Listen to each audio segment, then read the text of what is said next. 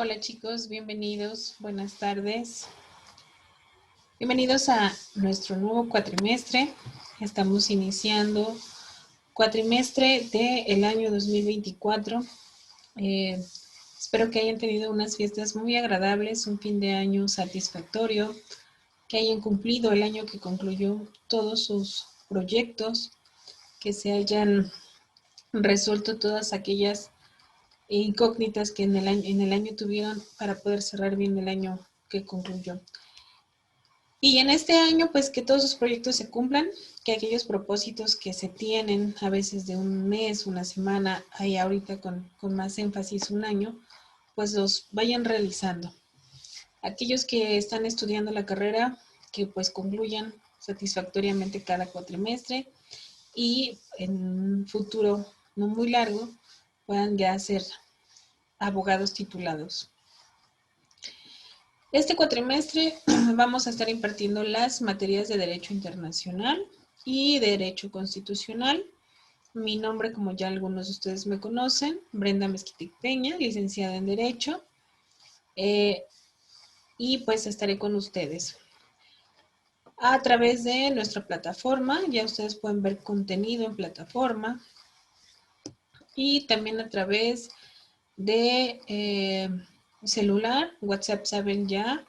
En junta me parece que les comentaron los horarios de atención que tenemos para ustedes y a través de nuestras asesoras que nos ayudan a estar pendientes de ustedes, a estar pendientes de nosotros si necesitamos algo como docentes y también de nuestro director, el profesor Jorge, que siempre está para atenderlos y para que entre todos hagamos un buen equipo.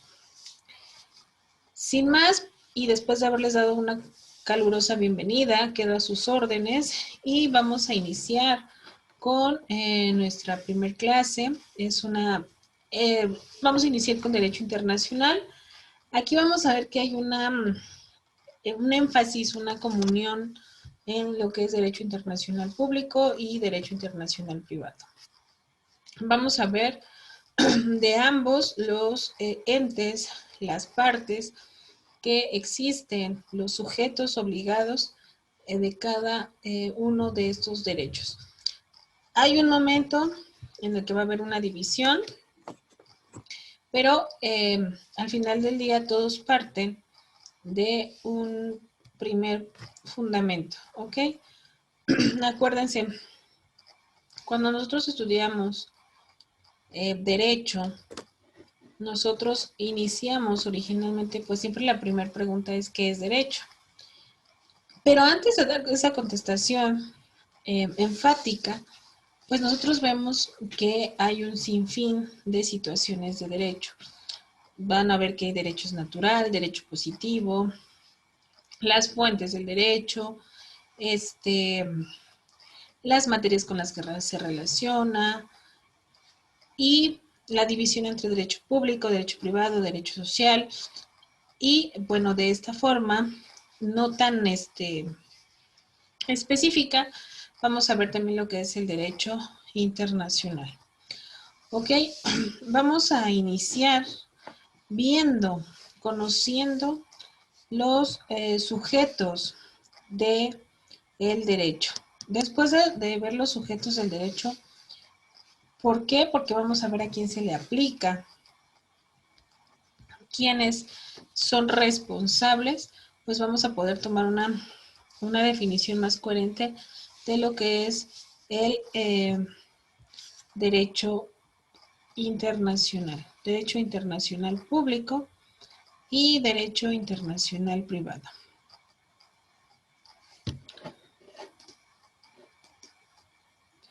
Ok, vamos a iniciar con los sujetos del derecho internacional público. Ok, chicos.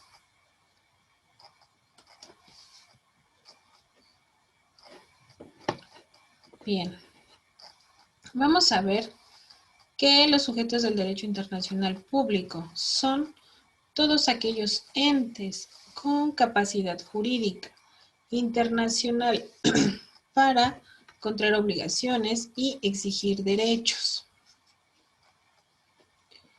y poderlos reclamar por medio del ius standi ante los tribunales internacionales. Pensemos nosotros cuáles, vamos a hablar de un derecho en general para ir haciendo un efecto comparativo. Ok, aquellos entes con capacidad jurídica internacional para tener derechos y obligaciones y poderlos ejercer. Nosotros en derecho, ¿cuáles serían los sujetos que somos titulares de derechos y obligaciones? Por ejemplo,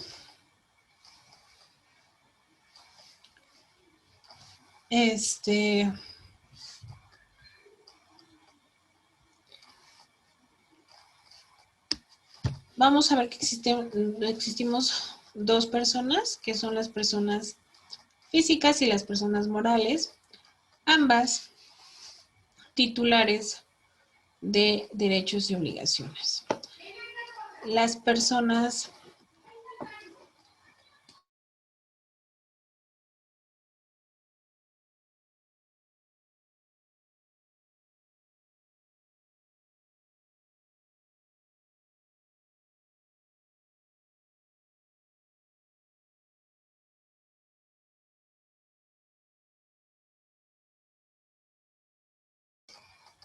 entonces, las personas físicas son aquellos seres humanos desde el momento en el que nacen y desde hasta que concluye su vida. En ese momento ya son titulares de derechos y obligaciones, es decir, recordemos que una persona es titular de derechos y obligaciones y eso considera una persona con capacidad de goce desde el momento en el que ha nacido vivo y viable. Es decir, ha nacido y ha nacido con vida, ha sido registrado en el registro civil o bien ha vivido más de 24 horas, aunque haya fallecido posterior. ¿Para qué? Para que se le dé capacidad de goce. Capacidad de goce se ejerce hasta los 18 años y ahí inicia una nueva capacidad que es la capacidad de ejercicio. La capacidad de ejercicio, vamos a ver que se adquiere a los 18 años, que es aquella que nos da la facultad de ejercer por propia cuenta nuestros derechos y también de cumplir con ciertas obligaciones. Ustedes ya lo saben, la facultad que tenemos de contratar, hacer contratos, obligaciones, tomar decisiones, ser personas sucesorias, tener la obligación de responder sobre nuestros actos. Y no a través ni de un tutor, ni de un padre, ni argumentando una minoría de edad. ¿Ok? Entonces, es importante que contemplemos esta parte de la capacidad jurídica de una persona física. Ahora bien, de una persona moral, que son otras de los que nosotros aquí somos sujetos del derecho, una persona moral, pues es aquella persona que se crea con fines, con unos mismos fines. Es un grupo de personas que se crean con un mismo fin. Este grupo de personas pueden ser una sociedad o una asociación. Y una vez que se constituyen con los pedimentos de la legislación, pues se vuelven sujetos a también adquirir derechos y obligaciones. ¿Cuáles serán las obligaciones, por ejemplo, de una persona moral? Pues cumplir con impuestos, por ejemplo, cumplir en estricto sentido con sus objetivos. Si se creó con la intención de vender, por ejemplo, ropa, pues se debe de apegar a sus principios, a los principios que estableció en su acta constitutiva. No se puede poner después a hacer otro tipo de acciones, a vender otro tipo de cosas, ¿ok?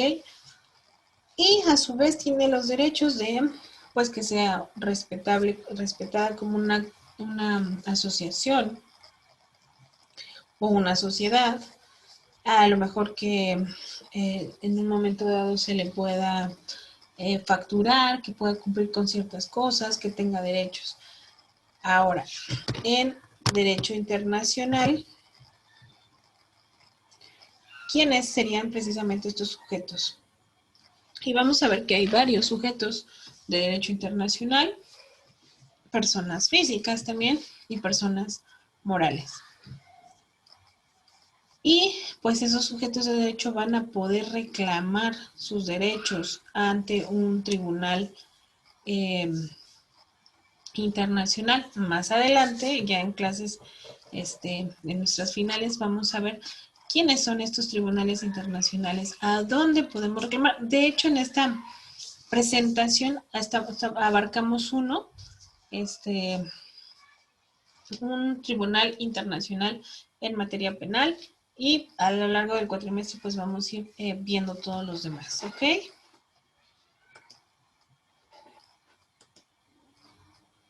Ok, vamos a ver que existen dos tipos de sujetos, los sujetos típicos y los sujetos atípicos. De manera de derecho, así se les nombra. El primer sujeto típico es el Estado. Vamos a, antes de iniciar esta parte, vamos a recordar que el Estado a nivel de nosotros, a nivel nacional, pues el Estado tiene ciertas características, ciertos elementos. ¿Cuáles son los elementos del Estado? Pues, primero que nada, el territorio, que también aquí vamos a ver que existe mucho el tema del territorio. ¿Qué tanto abarca el territorio? ¿Dónde aplica ese derecho internacional? El territorio, la población, cuál es el conjunto de esa población. Por eso vamos a delimitar la forma de gobernar, la forma de ejercer leyes. No es lo mismo el código, por ejemplo, el Código Civil del Estado de Jalisco que el Código Civil del Estado de Nuevo León. ¿Por qué? Porque las circunstancias de tradiciones, de costumbres, de clima, de historia, de antecedentes son diferentes. No quiere decir que sean radicalmente contrarias, pero sí vamos a encontrar que a lo mejor en un estado hay algunas definiciones, hay algunos temas y no los hay así en otro estado. Si ustedes en un momento dado ya lo han hecho o deciden litigar así en diferentes lugares, pues van a poderse percatar de esto. Incluso de aquí y la Ciudad de México. Si se dan cuenta, los códigos pues no son exactamente iguales. Tienen sus variantes. Un ejemplo, aquí puede decir una ley. Por ejemplo, ley de transparencia y acceso a la información pública del Estado de México y municipios. No podría haber una ley que dijera ley de transparencia y acceso a la información pública de la Ciudad de México y sus municipios, porque sabemos que allá no tienen municipios. ¿Ok? Entonces, simplemente desde ahí va quitándose precisamente esta forma de ejecutar el derecho, esta forma de ver el derecho, porque va habiendo ese cambio. Y aquí a nivel internacional, no es la excepción, vamos a ver que el Estado pues tiene sus propios elementos y esto lo vamos a encontrar en la Convención sobre Derechos y Deberes de los Estados, la séptima Conferencia Internacional Americana en Montevideo en el año de 1933.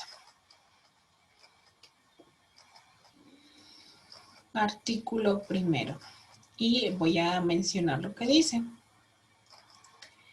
El Estado, como persona de derecho internacional, debe reunir los siguientes requisitos. Es decir, tiene que tener esos requisitos para ser sujeto del derecho internacional. Si nosotros nos vamos a una forma comparativa, ¿qué requisitos tendría que tener, por ejemplo, una persona moral aquí en México? Bueno, pues a lo mejor estar constituida en una sociedad. ¿Quién va a determinar esa constitución?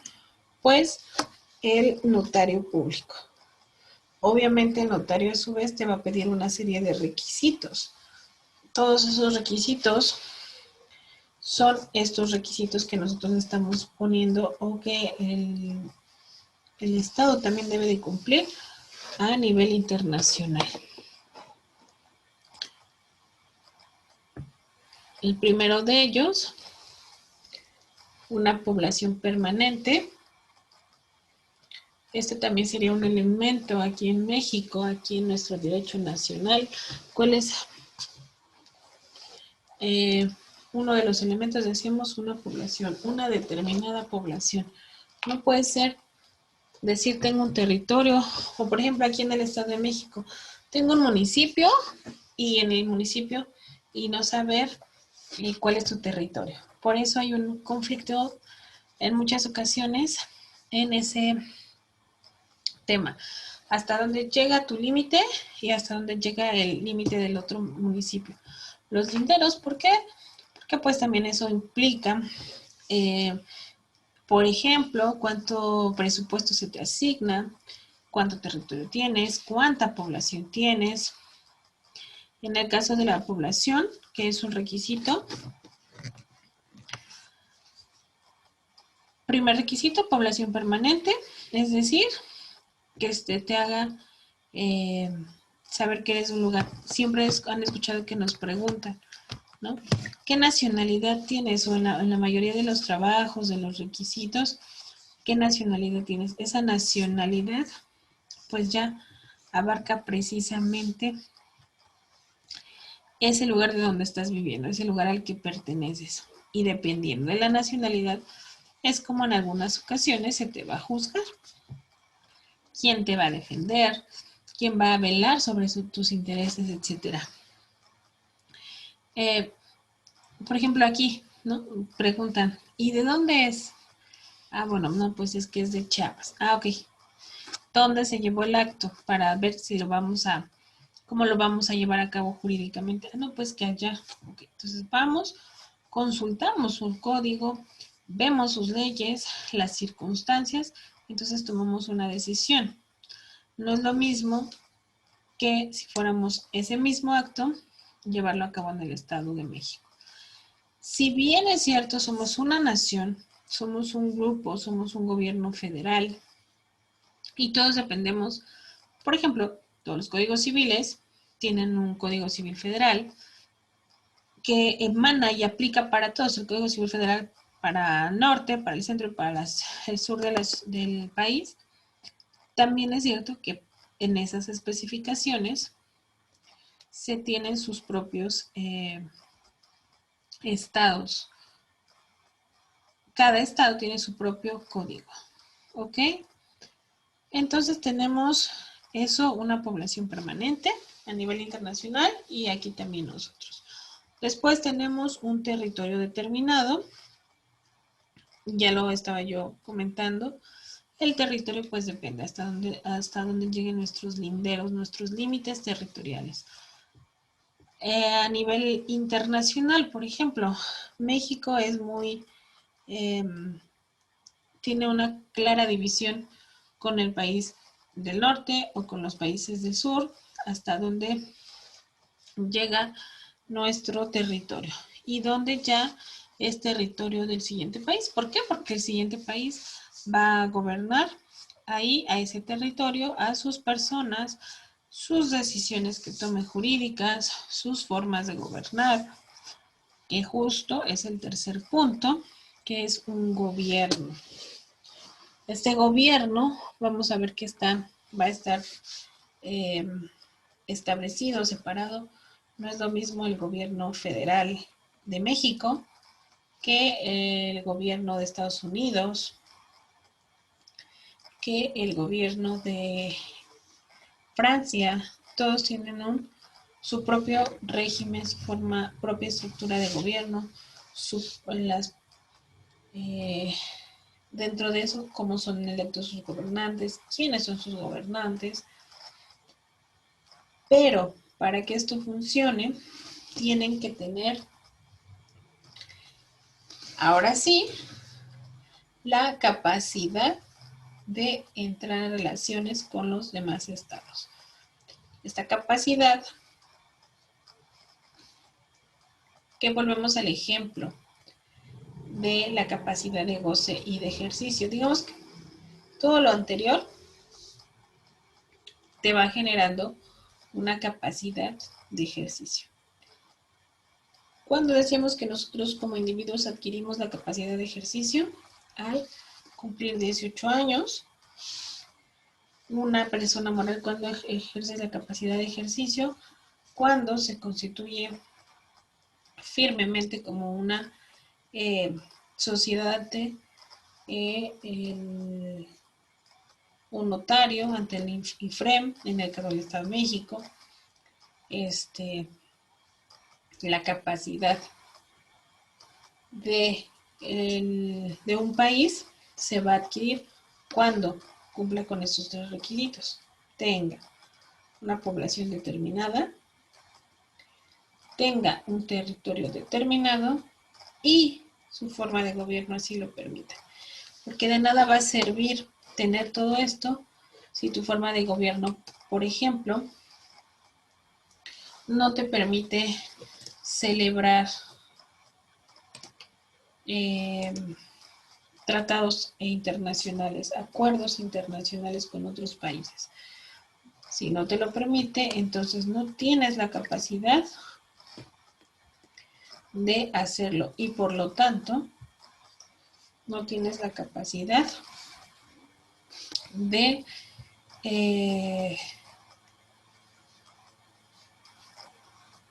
llegar a arreglos.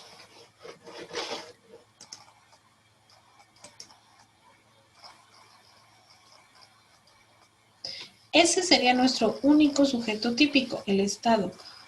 Aquí vamos a tomar en cuenta y cuando hablemos de Estado vamos a ver que estamos hablando de un Estado y los Estados son un Estado-nación. Ok, estamos hablando de, cuando yo diga el Estado de, no sé, de Francia, no quiere decir que estoy quitándole o que estoy relacionado o que se relaciona con los estados, por ejemplo, del Estado de México. No, el Estado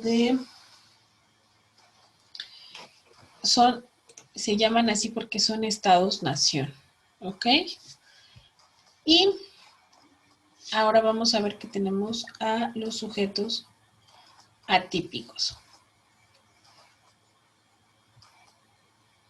Los sujetos atípicos, vamos a ver que tenemos a la Santa Sede o la Ciudad del Vaticano. Ahorita se proyectan unos videos que nos van a ayudar un poquito para delimitar o saber cuál es la diferencia. Después, la Soberana Orden de Malta o la Orden Soberana de Malta.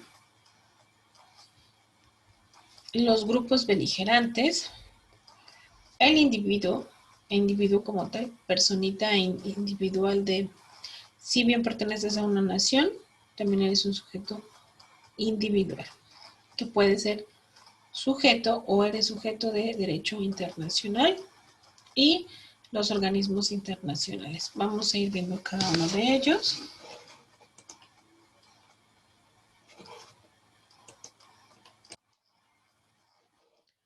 Ok, vamos a ver este videito de la Santa Sede.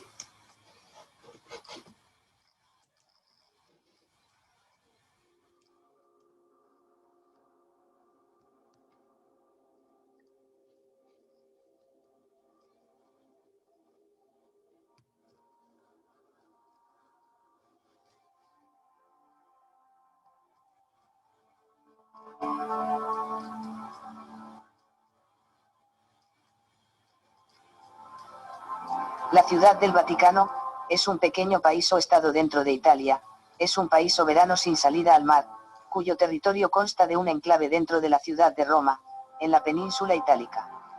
Es uno de los 6 microestados europeos. La Ciudad del Vaticano tiene una extensión de 0,44 kilómetros cuadrados, 44 hectáreas, y una población de aproximadamente 800 habitantes, por lo que resulta un híbrido de ciudad elevada al rango de estado independiente, siendo además el país más pequeño del mundo. Es tan pequeño que solo la Basílica de San Pedro es un 7% de su superficie, la Basílica y la Plaza de San Pedro ocupan un 20% del territorio, lo que lo convierte en el territorio independiente más urbanizado del mundo. La Ciudad del Vaticano comenzó su existencia como Estado independiente en 1929 tras la firma de los Pactos de Letrán celebrados entre la Santa Sede y el entonces Reino de Italia, que en 1870 había conquistado los estados pontificios. La Ciudad del Vaticano alberga la Santa Sede, máxima institución de la Iglesia Católica. Aunque los dos nombres, Ciudad del Vaticano y Santa Sede, se utilizan a menudo como si fueran equivalentes, el primero se refiere a la ciudad y a su territorio, mientras que el segundo se refiere a la institución que dirige la Iglesia y que tiene personalidad jurídica propia como sujeto de derecho internacional. En rigor, es la Santa Sede, y no el Estado del Vaticano, la que mantiene relaciones diplomáticas con los demás países del mundo. Por otro lado, el Vaticano es quien da el soporte temporal y soberano, sustrato territorial, para la actividad de la Santa Sede. La máxima autoridad del Vaticano y jefe de Estado del mismo es el Papa de la Iglesia Católica, por lo que puede considerarse la única teocracia de Europa.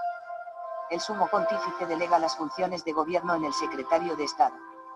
El conjunto arquitectónico e histórico-artístico que conforma la Ciudad del Vaticano fue declarado Patrimonio de la Humanidad por la UNESCO en 1984. El Estado de la Ciudad del Vaticano nació con el objeto de ser instrumento de la independencia de la Santa Sede y de la Iglesia Católica respecto a cualquier otro poder externo.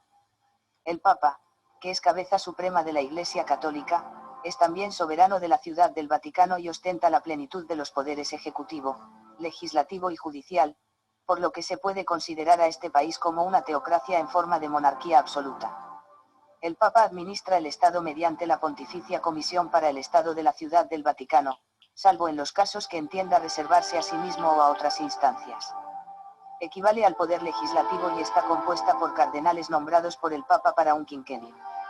El Papa delega el poder ejecutivo en el presidente de la Comisión, coadyuvado por el secretario general y el vicesecretario general.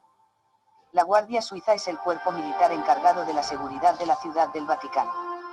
Está compuesta por unos 100 soldados, todos varones, 4 oficiales, 23 mandos intermedios, 70 alabarderos, 2 tamborileros y un capellán. Se les entrena en procedimientos y manejo de armas modernas, como el fusil suizo SIG 550, aunque también se enseña a manejar la espada y la alabarda. La Guardia Suiza tiene su cuartel frente al Palacio Apostólico Pontificio. Según el Tratado de Letrán, se ha establecido que la policía italiana custodie, junto con la Guardia Suiza y los servicios vaticanos de seguridad, la Plaza de San Pedro. La defensa de la Ciudad del Vaticano es proporcionada por Italia. La tumba de San Pedro. En el año 1939, siendo Papa Pío XII, y cuando se llevaban a cabo las excavaciones para preparar la tumba de Pío XI, se descubrió un mosaico. Existía una tradición que decía que debajo del altar papal, debajo del baldaquino de Bernini, bajo la cúpula de Miguel Ángel, había una necrópolis, un cementerio, donde había sido enterrado San Pedro, pero de esto todavía no había certeza. Pío XII mandó que siguieran excavando y apareció la necrópolis. El Papa Pío XII anunció por radio en el tiempo de Navidad de 1950 que se había encontrado la tumba de San Pedro. Una vez culminada la investigación sobre dicha tumba en 1952, la profesora Margarita Guarducci, autoridad en epigrafía griega, comenzó a descifrar los grafitos que hay en uno de los muros contiguos a esa tumba. Algunos de ellos, que estaban casi escritos unos sobre otros son: Pedro, ruega por los cristianos que estamos sepultados junto a tu cuerpo. También se consiguió el logotipo de San Pedro, que era como una P y en el palo vertical 3 rayas horizontales en forma de llave. Esta profesora concluyó que por allí está la tumba de San Pedro, pues entre los grafitos plasmados en el muro denominado G, de color blanco, y en el adyacente, de color rojo, descifró un grafito que significa: Pedro está aquí. Al excavar descubrieron un nicho forrado de mármol blanco, que contenía huesos. La responsabilidad de estudiar estos huesos recayó en Venerato Correnti, profesor y catedrático de antropología de la Universidad de Palermo. En el estudio definió que en el nicho había huesos humanos y el de un ratón. Con respecto al animal, indicó que se coló por alguna rendija y al no poder salir murió allí. Un detalle interesante es que los huesos de los pies no aparecieron entre los restos hallados, y se puede recordar, que quien era crucificado cabeza abajo, entre los diferentes modos que existían en la crucifixión, se le descolgaba cortando los pies y así el cuerpo caía al suelo. El Papa comunicó al mundo tal hallazgo, en junio de 1968, asegurando que se habían encontrado los restos, reliquias, de San Pedro Apóstol. La editorial Vaticana publicó un libro escrito por la profesora Guarducci con toda la información y que se titula Las reliquias de San Pedro. El Vaticano cuenta también con lo que se denomina el Archivo Secreto del Vaticano, donde se encuentran miles de libros y documentos que por alguna razón, solo muy pocas personas muy importantes, saben lo que ocultan estos archivos, y no quieren que nadie más lo sepa. Uno de los datos importantes del Vaticano es que allí también se han escondido infinidad de secretos, y es obvio, pero no son los secretos que todos pensamos. Se dice que allí se han escondido cosas realmente aterradoras, y abusos de los cuales nadie habla, tales como violaciones y pedofilia, torturas, mafia, castración y homosexualismo, aunque jamás se ha comprobado nada de esto, ya que este lugar es ultra secreto y no hay forma de infiltrarse. Tal vez solo son rumores, o quizás sea verdad. El caso es que sin haberse comprobado nada, no se tiene material para acusar a tan importante sede. Clima.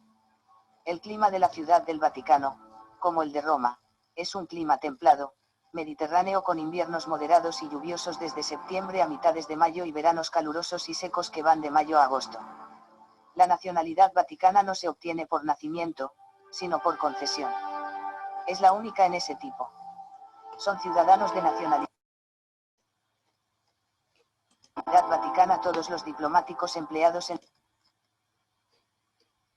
las nunciaturas como las embajadas vaticanas de todo el mundo y aquellas personas que ejercen funciones para el Estado de la ciudad. La nacionalidad vaticana se añade a la nacionalidad de origen y se pierde cuando las personas dejan de ejercer estas funciones. En el Vaticano residen el sumo pontífice, los cardenales que viven dentro de los muros, o en Roma, los miembros del cuerpo diplomático, los sacerdotes y hermanos religiosos, los guardias suizos y algunos hombres y mujeres seglares, en su mayoría empleados en el Estado, junto con sus respectivos cónyuges e hijos. Monedas. La lira vaticana estaba a la par con la lira italiana, que también circulaba como moneda válida dentro de la Ciudad del Vaticano. Estas unidades monetarias cambiaron con la entrada en vigor de la moneda única europea. Por acuerdo con Italia, en representación de la Unión Europea, la moneda vaticana es el euro, con diseño propio y aceptación en toda la zona euro. Dado que el Vaticano no tiene casa de moneda propia, ha establecido un acuerdo con Italia para su acuñación.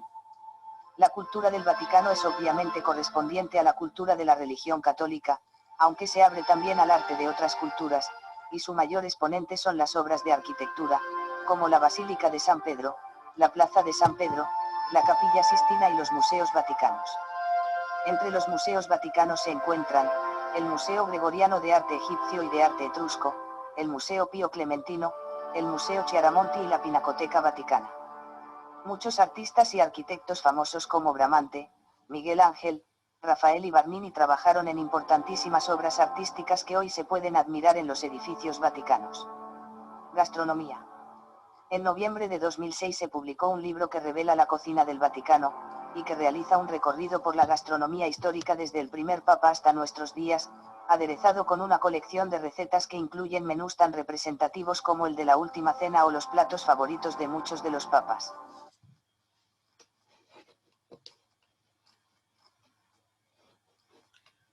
Ok, chicos, y bueno, hasta ahí podemos ver que el Vaticano es un sujeto de derecho internacional, es un sujeto muy importante de derecho internacional. Como lo acaban de ver en el video, el Vaticano, la Santa Sede, es el país más pequeño que existe en el mundo, es la entidad más pequeña que existe en el mundo. Si se dan cuenta, cumple con la mayoría de los requisitos de un estado. Sin embargo, como tiene ciertas características, no es considerado un estado, sino un sujeto atípico. Pero tiene un territorio pequeño, pero es un territorio, tiene una población, nada más que como decía ahí en su video, para adquirir la nacionalidad de ese lugar, pues no es porque nazcas ahí. Para adquirir la nacionalidad tiene que ser a través de un proceso. Su proceso pues es un proceso religioso, y cuando dejas de pertenecer, pues también pierdes la nacionalidad. En un momento dado nosotros vamos a poder analizar lo que es el tema de la nacionalidad. Es un tema muy interesante, muy complejo, pero justamente el tema pues va a ser que nosotros analicemos esta parte.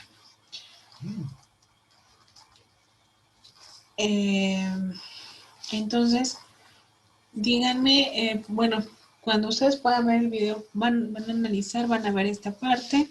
Me gustaría que si hubiese dudas, si hubiese algún tema, pues la siguiente clase pudiéramos analizarlo. Ok.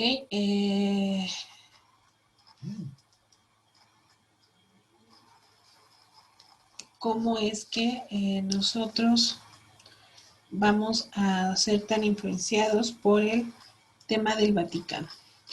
Acuérdense que el Vaticano también sirve como un exhortante de las tradiciones y las buenas costumbres. Ustedes han visto cuando hay en algún país una guerra, alguna situación así, como el titular de este tiende a llamar siempre la atención para que se llegue a buenos arreglos. Independientemente del tema de religión, el titular pues es como, no es como, es un sujeto, es una persona titular de derechos y obligaciones en estricto derecho y en derecho internacional. Es una teocracia, decía por ahí. ¿Por qué? Porque ahí los poderes, la división de poderes, pues recaen en una sola persona. Si bien tiene sus propias personas, sus integrantes, al final del día todo recae en una persona, ¿sí? El Papa es el titular del Ejecutivo, el Papa es el que determina las leyes, el cambio de las leyes. Entonces también está en el poder legislativo y también es el que de alguna manera ejecuta. Entonces, pues también lo vamos a ver en el poder judicial. Es decir, es meramente una teocracia. Es el único estado que es así, el único país, por llamarlo, que es una teocracia. ¿Ok? Entonces, me gustaría mucho que sí pudieran analizar esta parte, ver lo que les parece. Vamos a comentar entonces que el derecho internacional hasta este momento, vamos a ir analizando todo esto y al final vamos a sacar una conclusión de qué es el derecho internacional.